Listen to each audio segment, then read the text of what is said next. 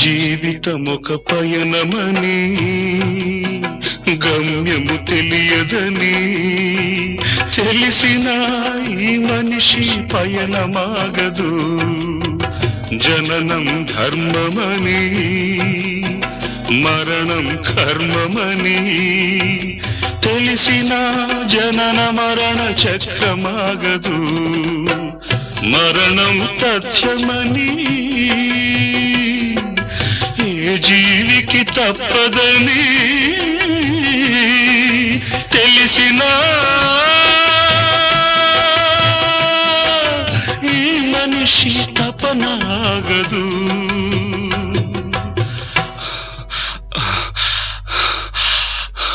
ఈ బ్రతుకు తపనాగదు. ఆగదు ఏ నిమిషము నీ కోసము,